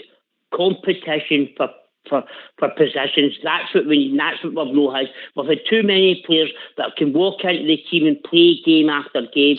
That's what we need, competition for possessions, and we've no had it, i.e. through injuries, etc., because we've been crippled with injuries, and that's what we need, competition for places in the team. Listen, we'll see what it takes us, Bobby. I mean, the boy Todd Cantwell's come in with there's potential in it. He had a good start to his career for Norwich. It's been maybe went off the rails. He was well fancied down south, so he's got to fit in, and we'll see what it takes us. You know, every signing is a gamble. Bridgeman, you've seen a lot. Guys that you thought were going to be stars don't work out that way, and guys you didn't fancy become stars. Yeah, indeed. Well, we all see it, and we see it in the present day games that are going on. You know, I read a wee snippet the other day that Musa Dembele is now on the market for £2 million or something like that. What is that? You know, this the guy who's going to be 100 million. Anyway, but you're right. It's quite strange. I think we as Rangers fans need to hold back and be patient at this point in time. We don't know. Obviously, you've just spoken about it. You don't know if you're going to get the other two players in at this window. I hope we do, and I think the manager hopes it too. But I think if we based on what Robert was saying about price-wise, I don't see Rangers going to be splashing out even $1 million for a player for 6 months. I just don't see it. However, I've been wrong before many times, for sure. It depends what you class as midfielders, Jeff. As Fox is rightly saying, if somebody's on the phone, can you put your phone on mute? We're getting feedback to you. You've got the two sitters away with players now and 3 midfield players arguably in front of them, whereas we would class Sakala and Kent as mere forward players, if that makes sense, you know, when you're playing a 4-2-3-1. Well, that's what I was saying about I mean, if Raskin and Jack, or Raskin and Lundstrom are playing as the two, then you've got the 3 creative guys in front of them. You've got Tillman, you've got Cantwell, and you've got Lawrence, and then you've got the one up front, whoever that may be, whether it's Kent or Alfie or however he wants to play it. I mean, he's got a variation that he can play in there. So I agree with Robert, 110% what Robert just said there. That's the secret to me. It's competition, creating competition in the dressing room, and that's what pushes the team on to better itself and freshen it up. And I think we've been really light in the middle of the park, and I think that's where a lot of the games that we've been drawing, especially under Gio and stuff, that and injuries have crippled us. Combination of factors. I tell you here, I will, Robert. Can I ask you one wee question? Robert, see the guy Raskin. See if we signed him, and also Whittaker. See if we got the 3 players in. Do you think we would have? Do you think we would have a chance of turning the league around and getting 6 points off that lot? Listen, Rangers fans, the words no surrender come to mind, right? So of course we can turn that around, but it's very slim, because the way I look at Gaffer is who's going to take points after him. Let's be honest. Is Aberdeen, who never try against them, going to take points? Is Hibs going to take points off him? Is Kilmarnock, who never try against them, going to Motherwell? Are they going to take points off that lot down at the East End? That's the problem we've got in Scottish football, Gaffer. Who's going to take points after him? But you never know. Stranger things have happened. 2003 and 2005, Helicopter Sunday. So you never know. But Gaffer, if we bring these players in and we get 1 or 2 other players back, like Lawrence, etc., you never know what could happen. I think we've got to be be careful also, Jaffa. We don't put too much pressure on the boys when we bring them in. You know, they've got to settle, they've got to find their feet, getting old players, and that just doesn't happen overnight. No, it doesn't. It doesn't. But we you know, if they're fit and the lads are fit, you know, then that's a bonus. Ox, if they're coming to you healthy and fit, and you know, and they've got their, you know, they've been playing football, and I believe Cantwell's nice. You know, he's not been playing a lot of football in the last couple of weeks, but he's fit. I don't know about the other two lads. I've certainly no scope to him out. I'm just thinking, we're talking about the transfer fee, that £2 million, or if it's £2.5 million, that could be the difference, Ox, of taking 6 points off them. And I'm of the opinion, like Robert said, you know, I'm not giving up anything at this stage. I think if we got 6 points off them, it gives them something to think about. I think that's what puts them under pressure, and pressure makes you do funny things in football. That's just what happens when you've got somebody breathing down the back of your neck. And that, for me, that's got to be, I hope Michael Beale sees it that way, and I hope the players see it that way. That's got to be the target. You know, whether Nicholas Raskin or joins us and Morgan Whittaker joins us or they don't join us, Ox, for me, that's got to be the target. We've got to try and turn them over twice, if nothing else, just to give the players the confidence. Of course, mate. We just keep winning. Win the next game, the next game, the next game, as Bridgeman says, and you go where it takes you. Yep. Bobby, I'm interested in your thoughts. What I know, let's part the goalkeeping one, because I think we'll bring one in, but maybe not just now. But the outside field players, what part of the team would you have been bringing players in for? Oof. Well, Kovacs not playing now, and that ball for Lowry was worth a goal, right? It was worth a goal. It'd be good centre forward. That'd have been worth a goal, right? But the boy Whittaker looks a strong player. He does look a strong player, right? But I'd like to go back to the point that Robert made pre-contracts, and we don't sign this. I think we signed Suter on a pre-contract, and he's never done nothing for us. We brought Suter in, we never paid any money for him. We got him in January. Hearts wanted $500,000, didn't they? $500,000 for him. Did we not pay $500,000 for him? No, we never paid it. No. He came in the summertime. He came in the summertime, pal. So but what I'm saying, definitely maybe a right back, right? Maybe a right back. But I'm a good Tavernier fan, but he's either, what I'm hearing, he's either injured or his legs are bent, right? A good Many right games he back. missed. Who? Many games has Tavernier missed. So Sorry, how can he be injured? How can he be injured? Well, if he's not been injured, Robert, I've got to be honest, there's been games. He's been wrong. Yes, I agree. He's not been his best this season. He's been totally brutal. He's been kind of a rank wrong. He's had a couple of no bad games. Aberdeen, the Cup semi-final, I thought he was brilliant up there. I thought he got into some great positions on that wing, and there was nobody in that middle to finish. I thought he was really good in the Aberdeen game. I'll give him that. Else, if you watch back Roof's goal again, who's right next to him? Tavernier. He does. He's in a great position, Hawkster. See, for a fullback, people say he needs to defend first and foremost, but he does. He's up there and he gets into great positions for it. He was there. He was there. But Roof missed it. He put it in the net. Well, it wasn't for it. But listen, I don't think you'll be alone. I think we maybe need a fullback. What other position, Bobby? A real good holding midfielder. Like a general to Odd, and let the two kind of young boys run. Right? This somebody stays here and you're not getting by me. See, like, I hate to say it. See, like that nutcase up the road for me. Bruni wasn't a great player, but he just stood there. Or you go for the other Irish. They just stood there. So something like that, just somebody You're not getting by, right? So you go and play the football, and I'll stand here. Something like that. Somebody strong. Somebody's not going to take any. Pick your words right. Pick your words wisely, Bobby. Bull. Somebody's not going to take any bull. That'll do. We'll let you have for that. What do you mean? What is he trying to say? Somebody like Nicholas Raskin, Jaffa?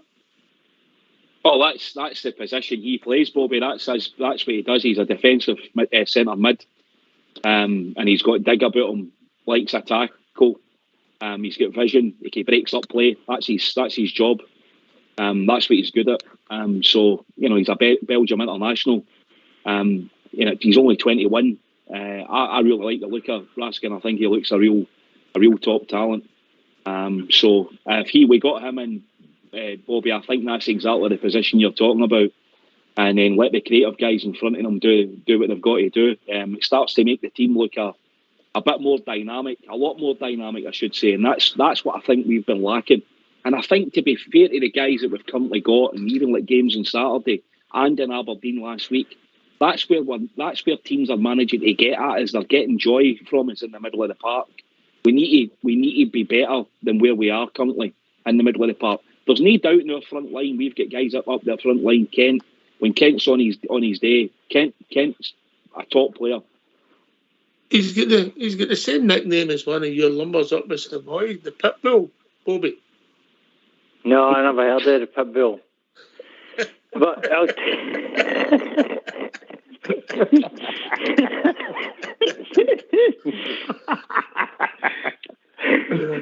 I missed this one. What's this?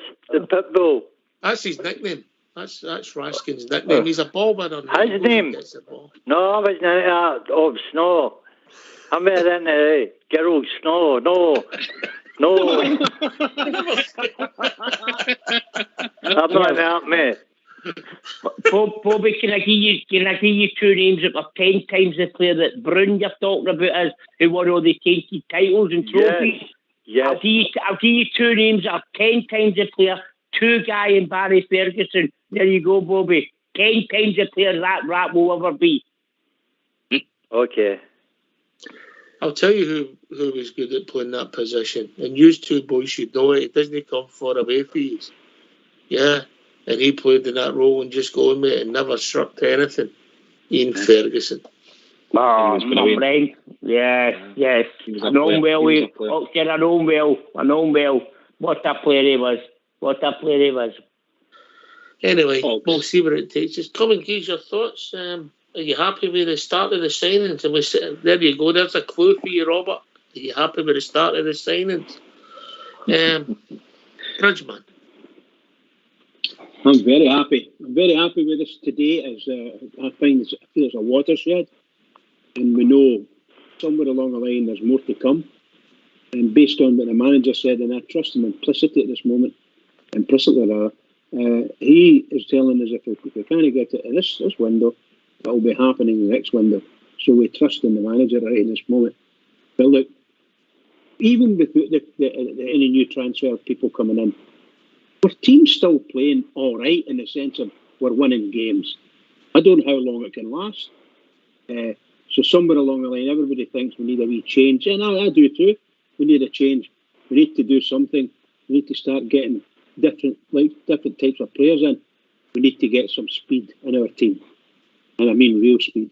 We need to get players that can actually play ball at pace. That's what we need. And our managers have what it's going to do it for us. Get in there. And then you've got the good news. Apart from getting through in the cup time Saturday, the good news was Cholak got on the park and got some minutes, and he's coming back for injury, Jaffa. So then the competition for places and your options start improving in that area.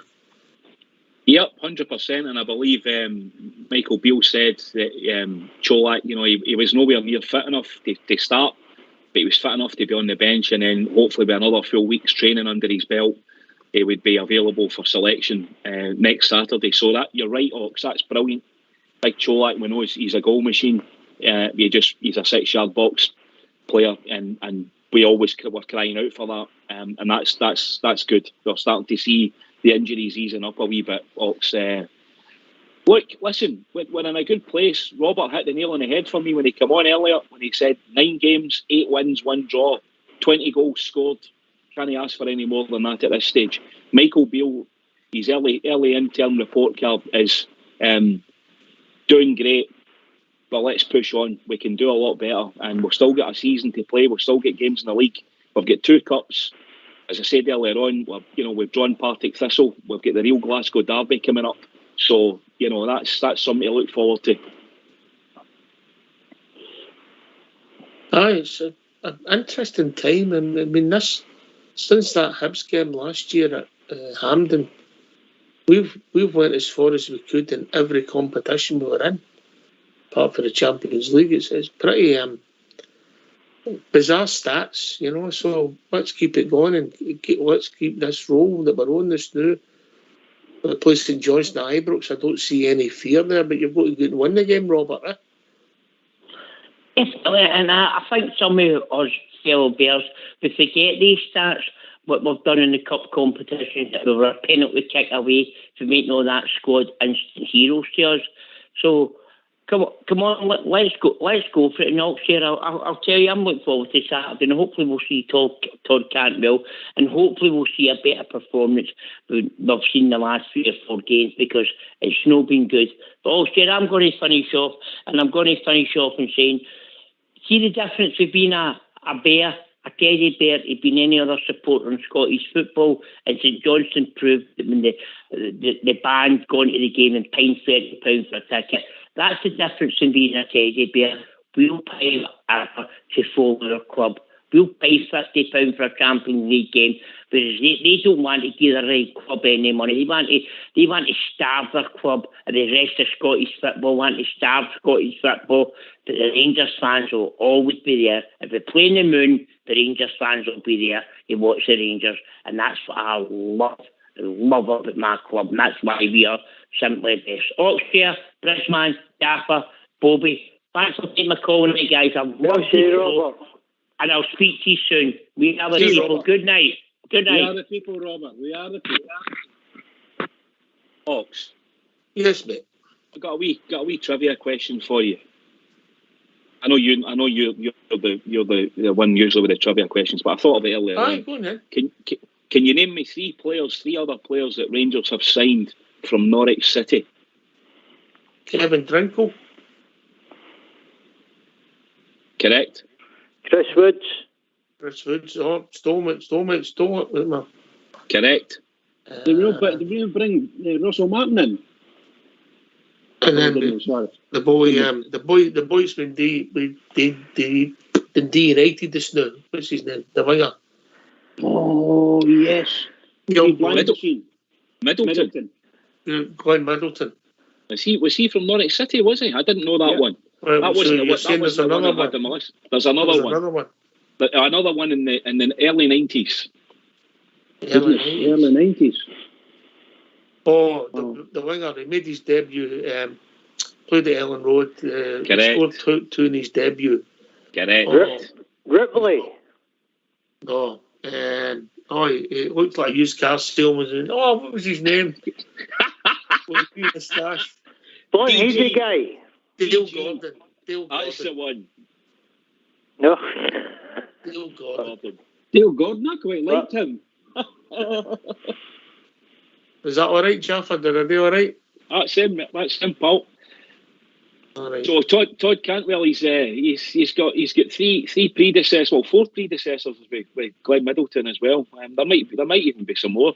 I think Glenn Middleton might have been one of the cross borders when his contract was up. I don't know if we signed him, but Kevin Drinkle was a good player. He was a good player. So was and Chris Woods obviously was a brilliant goalie for Rangers. So I would Cantwell's got a bit of reputation to live up to. So let's hope he hits the ground running. Aye, that was a good question, Jaffa. I'm just trying to think. Any more. No, I can't. Russell Martin. Did he not move for Swansea? Was he not with Swansea? I can't remember. He might have been. He played with Norwich. He definitely did. Yeah, a minute. We've got a wee tune for you all. Let's hear it.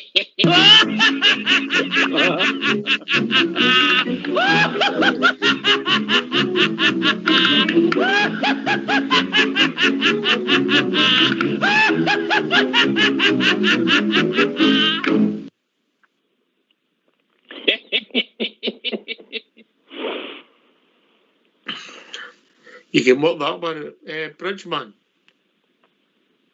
Yo, brilliant. You know what's happened, do you? Say that again, pal? You know what's happened? No. Darvel have won. Oh, you're joking.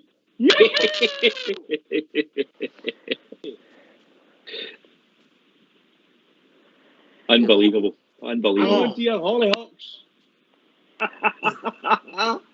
Oh, my God. There will be sackings and hangings, I'll tell you. My goodness gracious. Coach, stop searching your mobile. Ask you the question. What? I thought you were going for a question now. Trivia. No. Neither. Oxchair was asking me if I knew what happened with Darvel and Aberdeen. Darvel playing Aberdeen. What happened? Aberdeen lost. Oof. There you go. I don't let it upset you, but see these two will go in the call. They're not very bright, are they?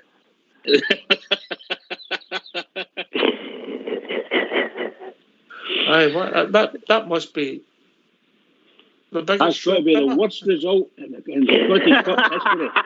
Now we can forget about Berwick Rangers. That's incredible. That's a junior team knocking out a team that's won a European trophy in the top flight in Scotland. That must be one of the biggest shocks ever in professional football. He's got to get sacked for that, surely, right now. Like, right in the dressing room right now. No, I don't agree with you. I gave him a 5-year contract.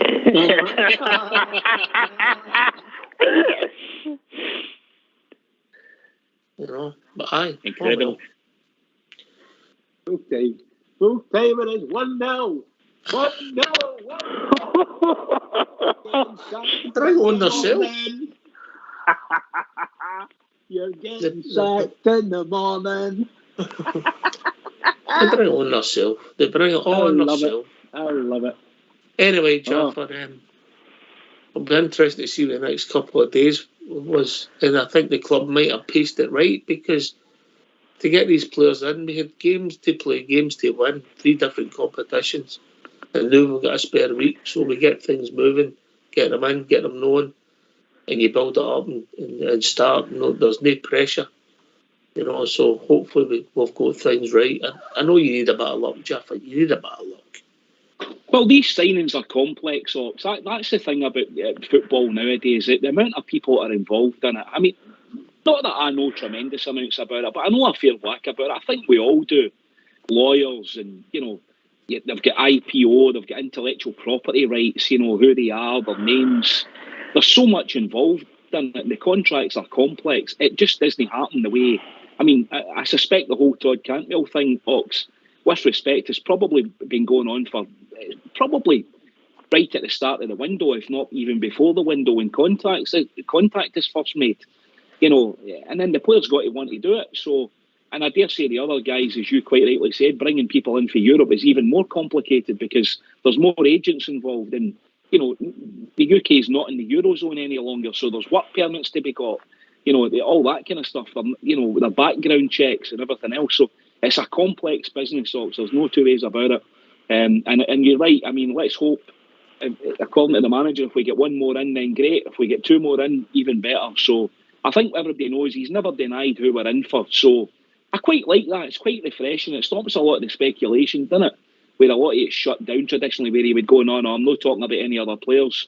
It seems like it's a wee bit of a free-for-all now, where they go, well, okay, we are talking to them, you're right with your information, but I've got nothing to tell you yet. And that was what he said on Saturday night after the game, didn't he? Very, very honest. He's very honest. And I think I get the impression he quite enjoys the tussle with the media. Does that make sense, Jaffa? I think he does, Ox. I think you're 100% right. Yep. I mean, listen, let's not be kidding about it. He's winding that lot up, isn't he, about him having all the money to spend? So I'm quite enjoying that because they're absolutely foaming at the mouth, aren't they? Oh, it's true. I mean, they did spend a lot of money last summer to try and rebuild their team, and now they're having to try and quickly get some players at the door and get some money in. Yeah? 100%, yeah. You know, it doesn't take a genius to work it out. It's just balance sheets business, and, you know, they've got to get rid of some of their assets, and plus, obviously, people are appearing in court, but that's a whole different story.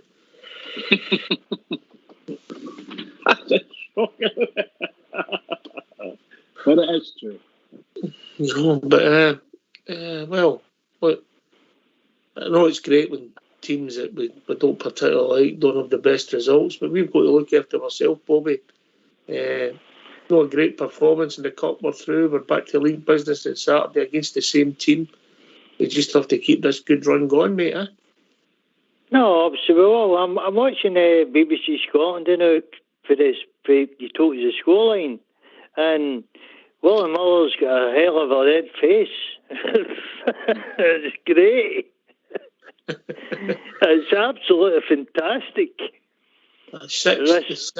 The sixth tier of Scottish football. Can I tell you something? Well, it's not a trivia question. It's just a wee question because you're coming to the end of the show. Years ago, I played junior football, which we're just seeing on here and now, right? Years ago, I played junior football, and Rangers came to see our club one time, right? Mm-hmm. Right? And I heard the chairman and say, "Oh, they're here to see Bobby," right? And I'm going, who? What? No, man. Hear the story. No, hear the story. Ryan Bobby. I said Ryan Bobby. It was Bobby Russell, Chilton Juniors. What a player Bobby Russell was, Bobby. Oh, so he played in the right, I played in the left. Right. He was number 8, and I was number 10. That's how you never got the ball, Bobby, because he just kept passing it to Bobby Russell. No, but once the story was, I heard them saying Bobby, and I went there that day, Obs, and I had a fucking shocker. Oh, Bobby. Right, sorry. Right. Anyway, we've enjoyed the old Davy. All right, Davy. Oh, don't you like the tears away? Right, thanks, guys. I really am. I'm delighted with that result tonight, but I just like to wish all the Aberdeen fans a happy journey back up to the farm.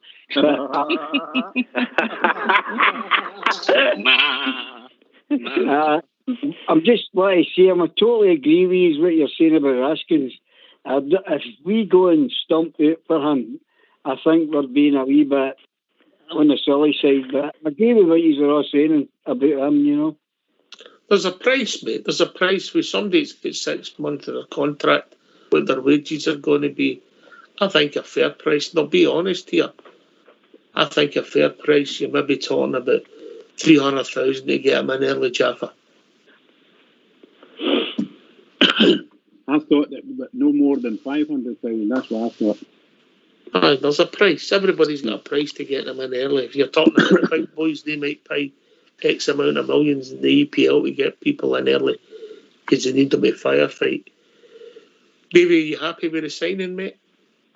Okay, well, we've all been waiting for something, haven't we? And it's and the way the results have been going without these guys, it's just, I've said it for the last 2 or 3 weeks. Everyone's looking good now. All Garden's looking smashing and rosy. It's just a matter of getting, as I said before, it's just a matter of putting all the pieces of the jigsaw together. And we're starting to get to that point. But I'm still confident. I really get a feeling that boy will come in before the window shuts. I really do. Because if they put some money up front, which obviously we've talked about regarding the amount, if they just go in there with, say, Bridge was saying, say $500,000, something like that. Get him in. I think that'd be a good deal. That's a wee bit heavy for me, I've got to be honest with you. But I agree with you, but get him in the door, but innit? Aye, I know. It's whether it's risk and reward and the economics. Jaffa, I don't know what you're thinking. Yeah, I think there is probably a number, Ox, that no doubt the club will be comfortable paying for him because of his age, his sellability. All that will be taken into account, what his future value is. He is only 21, so he's at the right end of the age scale. So I suspect there probably is a number. By all accounts, the boy's worth between 6 and 8 million euros. So if the club did go to $1 million or $750,000 in standard liège, at the end of the day, they're going to lose him in 6 months' time. He's out the picture. I think he did have a fight with the manager, as far as I understand it, for what I read. So, there are no any plans to play him. So it's one of those situations where I think he's probably been told to get himself a move, and it's just down to the two clubs now agreeing a fee, if they can agree a fee. And I think that's exactly the position. I think that's where we are, Ox. I don't know what that number will be, Ox. I don't know where our economics... obviously, from our point of view, we would rather not pay anything for him. But if the lad's as good as what we all believe he is and what we've all seen of him, then I would suspect Michael Beale, like any manager, would rather have him in than wait to the end of the season. But if that's what happens, that's what happens. But if we can get him in... What would you pay for him to get him in the door early? I'd go to $1 million. But to get somebody with 6 months of their contract left in the door? Aye, I think so, yeah. 4 months worth of football? Yeah, but that 4 months could win you the league, Ox. Oh. Davey, everybody's good at spending other people's money, Davey. I know, but we've all said that about Aaron Ramsey, didn't we? Who's going to win us a league? Look what happened. It cost us a European Cup. But that's getting on the day. That's in the past. We don't go in the past. We live for tomorrow. You brought it up. No, I'm getting to that. If you wouldn't stop cutting off. You're getting 350 grand for Charlie. So there's something. There's a chunk there you're getting for nothing. Now, surely they can make up whatever it has to take to get that. It'll not take much. As long as they're getting something through the door, they'll take it. They don't want to go. They don't want to let them go for nothing. So you get 350,000 up front with Charlie. Throw in the rest if it comes to the rest. But I'm confident you'll see him in the door at the end of the week. They'll be moving. Things are moving. Watch this space. Right, we're close to the end of the show. Bobby, you're on I don't know if it's a yellow card or an orange card. But yellow card, mate. Yellow card. But don't worry, your disciplinary record's not as bad as Davies. Always good to have you on, Bobby. Hope you enjoyed the show. Right, cheers, mate. It's been a pleasure. I always love listening to you, mate. It brings my night. Okay, talking about the Rangers. Yeah, mate. We can hear the passion in your voice, mate. Good to hear from you. Speak to you soon, mate. Thanks a lot. Cheers, mate. Cheers, Bobby. Cheers, mate. Cheers. Davey, you got your nights mixed up. Linda's no in the night. I know that. Thanks for letting us on so late, guys. But when I heard that result, I just couldn't resist. I don't worry. They've still had a successful season. They were beating the Rangers twice, no? Spot on. Anyway. That's not right. They were beating us 3 times, weren't they? They went 1-0 at Ibrox, I know, didn't they? I think that boy's out the door anyway tomorrow. Anyway, thanks very much for having us, guys, and pleasure listening to you. Nice to hear Robert and all the rest of the boys. So take care and God bless the Rangers. Jamie, well said, pal. Well said. They have been in the lead against us 3 times this season, didn't they? That's crazy. See you, Davey. Cheers. Over to you, Jaffa. Aye, Ox, great show. Great chat with yourself and Bridge and all the Bears out there. And thanks for having me on Rangers Radio, Ox. It truly is a brilliant Rangers platform.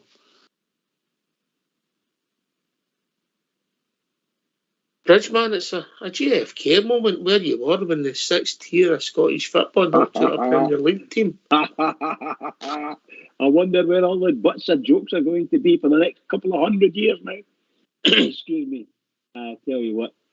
Can I just say, Thanks very much. It's been a great night, Oxshire. Thanks for looking after me there, Jaffa.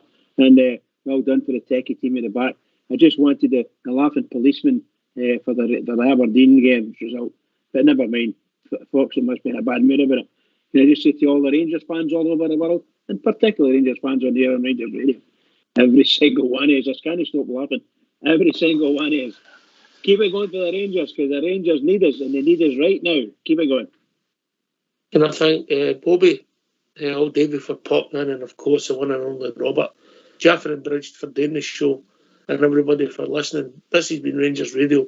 We'll be back tomorrow night between 8 and 10, talking about all things Rangers.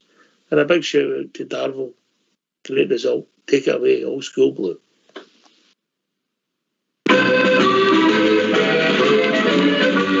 They come from all of Glasgow, they come from near and far. They come from every Highland glen, from here to Lochnacar. They sail from dear old Belfast to the bonny banks of Clyde. They gather round to Timeless Park and loudly sing with pride. Oh yeah, it's R-E-N-G-E and R-N-S. In case you didn't catch it, friend, I'll set your mind at rest. Oh yeah, it's R-E-N-G-E and R-N-S. The boys in blue of Ibrox High, the Scotland's very best. Oh yeah, it's R-E-N-G-E and R-N-S. In case you didn't catch it, friend, I'll set your mind at rest. Oh yeah, it's R-E-N-G-E and R-N-S. The boys in blue of Ibrox High, the Scotland's very best. There's Richie Shearer, Robin, John Gregg, McKinnon too. There's Baxter, Henderson, George McLean, they proudly wear the blue. There's Miller, Brandon, Wilson, what better could you want? Plus 70,000 Rangers fans that proudly sing this chant. Oh yeah, it's R-E-N-G-E and R-N-S. In case you didn't catch it, friend, I'll set your mind at rest. Oh yeah, it's R-E-N-G-E and R-N-S. The boys in blue, the Ibrox High, the Scotland's very best.